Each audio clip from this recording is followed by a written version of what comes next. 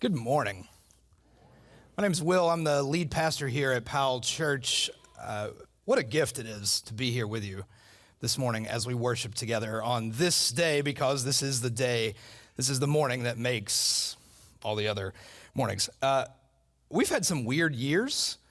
Maybe you're here this morning and this feels a little more right or a little more normal for what this day is supposed to be, and we give thanks for that. My wife and I were talking, and we have spent Easter morning in 6 different places the last 6 years. We had, in 2018, we were in our last year at a church in Athens, and then our first year at a church in Virginia, and then one in the living room. Remember that?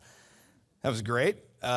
And then one for us at a city park, and then one at our church in Virginia where we had combined our contemporary and traditional, and now here this morning. And so my son is turning 6 this year, and he's never been to church on Easter 2 places in a row. So we are very much looking forward to some normalcy and being together, because this is the morning that makes all the other mornings go. And I don't know, maybe you've got a story similar to that over the last 3 years of just things feeling a little different or a little off. Because the truth is, among the many things we celebrate today on Easter, I mean, some of what we count on for this day is security and stability. I mean, this is the week when my sins are forgiven. This is the morning when death is defeated. Because he lives, as we'll sing in a few minutes, we can face tomorrow. So when any part of that gets weird, it can kind of make the whole thing get a little weird. And maybe you've lived in that space for the last little bit and are glad to be in a more normal place today. But I do think one thing that can happen with that is sometimes when we put so much rightful emphasis on this morning, we can actually misunderstand what it means for tomorrow morning. Here's the text. Again, this is what Tiana read. This is the Gospel of John's resurrection account. This is John 20, and I'm going to start in verse 11. Now, Mary Magdalene stood outside the tomb crying, and as she wept, she bent over to look into the tomb. She saw 2 angels in white seated where Jesus' body had been, one at the head, the other at the foot. And they asked her, "Woman, why are you crying?" "They've taken my Lord away," she said. "I don't know where they put him." At this, she turned around and saw Jesus standing there, but she did not realize that it was Jesus. Jesus asked her, "Woman, why are you crying? Who are you looking for?" She thought he was the gardener and said, "Sir, if you've carried him away, tell me where you put him and I'll go get him." Jesus said to her, "Mary." She turned toward him and cried out in Aramaic, "Rabboni," which means teacher. I like that in this story, Mary recognizes Jesus when he calls her by her name, and then she responds to him with this even more affectionate term, Rabboni. She doesn't call him rabbi. She doesn't call him by his title. She doesn't even call him by his name. She calls him this thing that is actually something much more personal, because, I mean, the people you're closest to, think about how seldom it is they actually call you by your first name. If I hear my wife use my first name, one of 2 things has happened. She doesn't know where I am,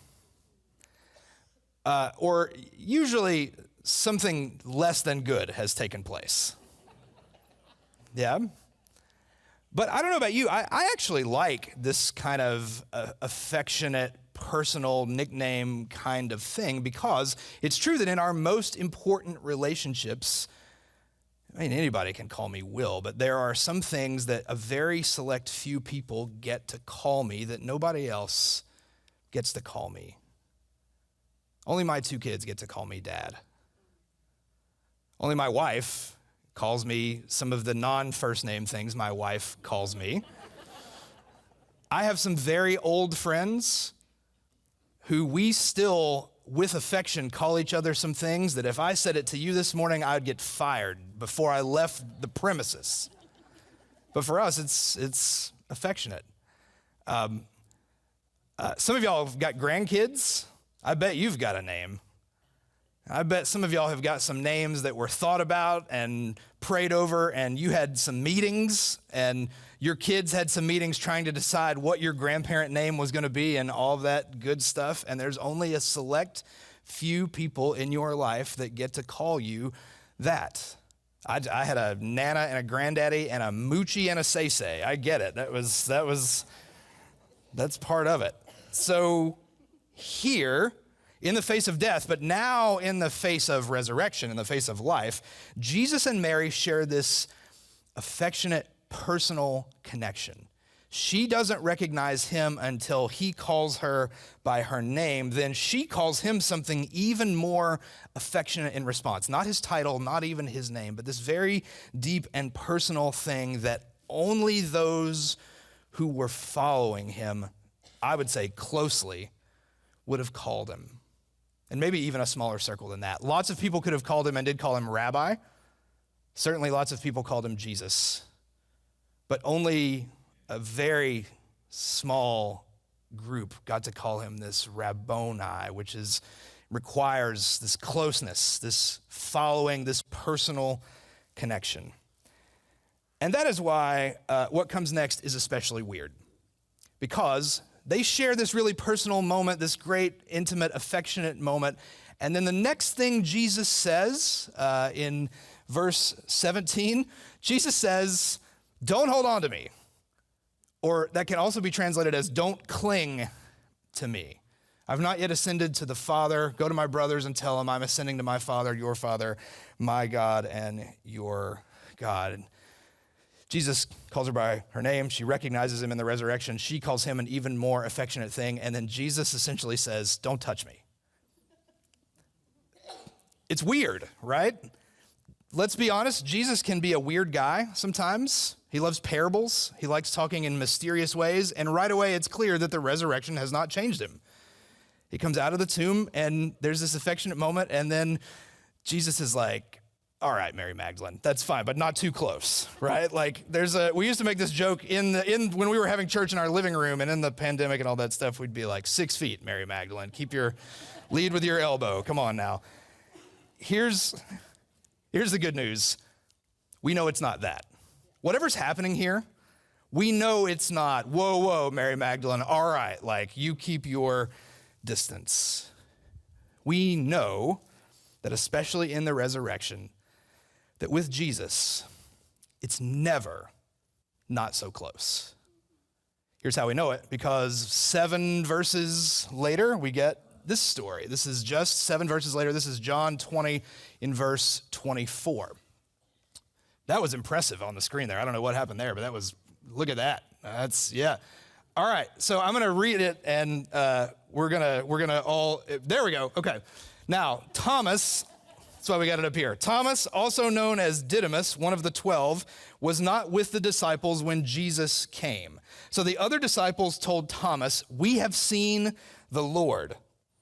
But Thomas said to them, "Unless I see the nail marks in his hands, and unless I put my finger where the nails were and put my hand in his side, I will not believe."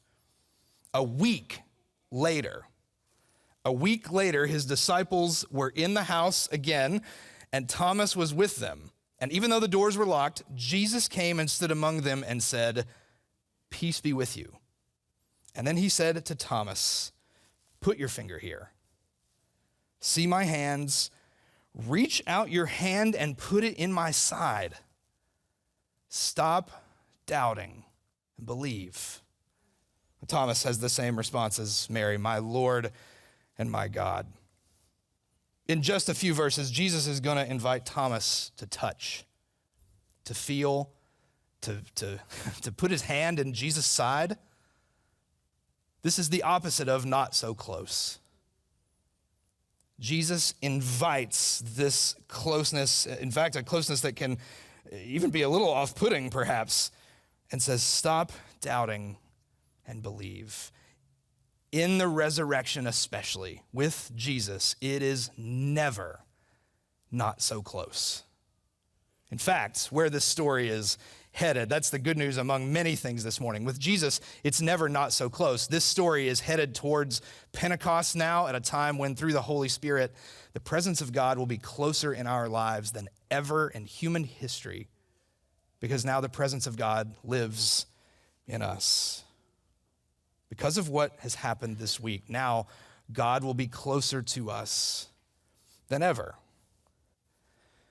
And hey, like maybe you've been tempted to believe, even on a day like today, maybe you've been tempted to believe that Jesus is someone that you can't get close to. Or maybe like the most common or most prevalent and maybe the most dangerous version of that belief is like, I can get close to Jesus, but not too close. When we sing about shame and those kinds of things, there's a thing that happens to me sometimes, where we can picture Jesus kind of standing over there and being like, all right, look, your sins are forgiven, but not too close. Your sins are forgiven and you're not going to go to hell and all of that, but like that shame and that disappointment and all of that, and he knows what we did because he knows everything and all of that stuff. I think one of the most harmful lies that we can tell ourselves in this story is that we're forgiven, but we're still just kind of being tolerated. That Christ has died and Christ has risen and Christ will come again, and all of that is for us and for me, but it's for some of us more than others of us. And it's for some of me more than other times in me. Like if I'm really living well and right and pure and holy and all that, then it's more for me. But in the moments when I'm not, that Jesus is like, all right, fine, you're forgiven, but not like you stand over there.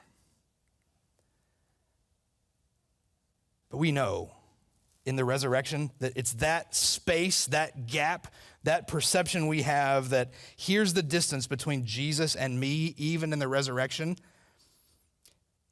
Not only is Good Friday for our sin, but I would submit to you that Good Friday is for that gap. Good Friday is for that space. Whatever it is this morning, that distance that you perceive you have to keep from God. That distance we might perceive that we have to keep from Jesus, who might look at us, we tell ourselves and say, close but not too close, because you're still dealing with these 17 things. Good Friday is not just for our sin. Good Friday is for that gap and that space. Our doubts, our choices, our uncertainties, our fill in a blank, whatever you think is keeping you from at arm's length from Jesus, all that is for the cross as well. Because in the resurrection, it is never, never not so close. Never. This is a God who invites us in, goes to a cross on Friday, comes out of a tomb on Sunday, real, personal, calls you by your name and invites you to respond with affection. Put your hand here. Believe it. This Jesus can embrace and be embraced in resurrection. This Jesus is with us and in us. And maybe that's the good news for us this morning, that gap is crucified with Christ. And for each one of us, he's not waiting for us to clean something up before we can be embraced. He's already in it with us. This Jesus is never not so close. But it's still a weird thing to say. So if it's not so close, then what is he getting at by telling her, don't hold on to me, don't cling to me? I think the implication here is much, much less about not so close and much more about, oh no, don't hold on to this because there's more. Don't hold on to this moment. This isn't as good as it is, as great as it is, as right as it feels. This is not over. And this is not the end, because in so very many ways, it's just the beginning. I think because we're people and we like Easter egg hunts and all that good stuff, of which Listen, I think our kids have been to like 6 Easter egg hunts between friends and family in the last week. So if you've been to more than 6, come on, and you can be a bigger hypocrite than me, maybe. But we're tempted because we're people to treat Easter like an event, right? And events are good. In church world, we have lots of them. And some of them are kind of designed to be that whole way. And maybe the weirdness of the last 3 years has somehow made it even easier to treat Easter like an event, or treat Easter like it's just this morning, today, which is great and holy and awesome. But when we treat Easter like it's just this, we miss so much more. In this way, Easter is really different than Christmas. When all this weirdness started 3 years ago, like if you think back to early, like week 1, day 2 of the pandemic, when nobody knew anything and we were all just trying to figure it out. Where we lived in Virginia, it became really clear really quickly that we were going to lose Easter Sunday, that our church would not be able to reopen by then just based on Methodist rules and Commonwealth of Virginia rules. Like that, it just became clear really quickly that we were going to lose Easter. And when that happened, me and many of my friends, if we were being honest, thought 2 things. When all that started unfolding in March, in the springtime, the 2 dominant thoughts I had were, thank God it's not football season. And thank God it's not Christmas. Because even well-intentioned to all of you that are sitting here this morning and all those things, like Christmas tends to rise to the top of things we look forward to. And again, I'm with you. I'm not here to shame that. There was this early thought that we'll do anything to stop this and all of that. Because when it comes to an event or when it comes to one day, Christmas is undefeated. Christmas is one day with a month-ish of buildup, plus or minus your relationship to the Hallmark Channel. And then it's here, and it happens, and then it ends. Sometimes mercifully, it ends. And it's done until next year. When it comes to awesome grandparent names, my wife has a step-grandmother who goes by Bomb. I don't even know how you actually spell it, but it certainly sounds like B-O-M-B, like these are your grandparents, granddad and which is amazing. And it's a combination of Barbara, which is her first name, and Mom, and Alex's little sister couldn't say that right when she was growing up, so she became Bomb. Sometimes these names just are given to you in these kinds of ways. I'm quite certain that only a very select few people get to call her Bomb in this world. Bomb, Barbara, was born on Christmas Day. And she says that her mother used to say to her, "Nothing is ever quite as over as Christmas." It's here in all its glory and all its warmth with Advent and Christmas Eve, where we are challenged to believe like children and hold this light in darkness and believe that the darkness has not overcome it. And then Santa Claus and all of this and everything, and then it's done. And we're moving on. And that's just the nature of how an event works. But please know that today is not an event. This is not one Sunday. I think it even theologically helps us that the date moves around. You know, Christmas is December 25th every year. This Easter is the first Sunday after the first full moon in spring. I think that actually helps us because we can't nail it down to where it exactly falls, because the idea was never meant to be that this is just one day, because fresh out of the tomb to someone he is so close to, one of the first things Jesus says is, don't hold on to this. There's more. Because this resurrection, this empty tomb, this everything makes everything else. This, for the disciples and for us, this is not the end. This is more. With our God, it's never not so close, but it is always in resurrection that there's more, because this This is a life that is given to us, not just for after we die, but a life that is given to us for today, and a life that is given for us for Monday morning, tomorrow, and Tuesday, if you're off work tomorrow and you have an easier day. Then Tuesday, when your normal returns, resurrection is for Tuesday morning. Resurrection is for Thursday night. Resurrection is for mid-June. Resurrection is for every day on the calendar. Resurrection is the day that makes all the days. For all the good news about what today does for our tomorrows, security, stability, forgiveness, heaven, all of that very, very good news. Don't miss the good news about what today does for today.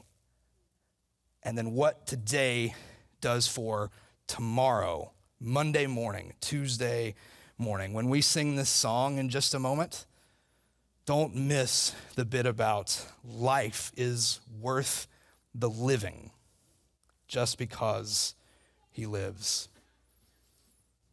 And that life, as always, this faith, as always, has the opportunity to matter most in our most meaningful relationships, the people who call us things that maybe nobody else calls us. So as we close, we like to give you something to do each week, something to take with you. Many in our church have been walking through a season of Lent, taking one consistent, meaningful, screen-free hour every day as we walk through a series on technology, which has blissfully come to an end this morning. And we give thanks for that. This faith, this life, this resurrection has a chance to matter most in our most meaningful relationships, the people who call you things that nobody else calls you. So here's how we challenge you this week. Simply go tell somebody that you're grateful for them. Think about the people who help you remember that this is not just for later, but this is for now. When we think about the people who are most impactful on our faith, usually what we do is think about the past, the people who first got us started on this journey, or the people maybe we called some of those grandparent names who got us in a church or told us about Jesus. And thanks be to God for those people. Many of those people we might also think about in the future, that we would love to see them again someday. But this resurrection is also for today. And so this week, who's walking this with you? Who's helping you? Who helps you believe in good news? And I promise you, there is little in life that's more valuable or powerful than present tense gratitude. To tell someone, write someone, take someone to coffee. We're getting ready to start a series on love languages, and we'll explore all the ways in which we do this best in our most important relationships. Who's in it with you? And have you told them, thanks. Thank you for helping me believe even 1 inch more. Thank you for knowing about that gap that exists, or I think exists, between me and Jesus, and reminding me that that gap is not as far or even as existent as I might be telling myself that it is. Who's in it with you that you can share this week in a meaningful way to say thank you for being with me? And if you're here this morning and you think, I don't know who's on that list, man, we would love to help you with that. We would love to help make you part of a community here, a small group, whatever the case may be. If you're here this morning and you're struggling to come up with names, we've got connection cards you can fill out and leave. We would love to help you connect with that, because this faith is at its best when it is alive and well in those who are close to us, to help us remember, the people who know us well, to help us remember that Jesus is closer to us than anyone, who help us remember that in the resurrection, it's never not so close. This Christ is here to embrace and be embraced. And this Jesus, who forgives our past and secures our future, will remind us, don't hold on to this, because there's more. That in so many ways, this is just the beginning.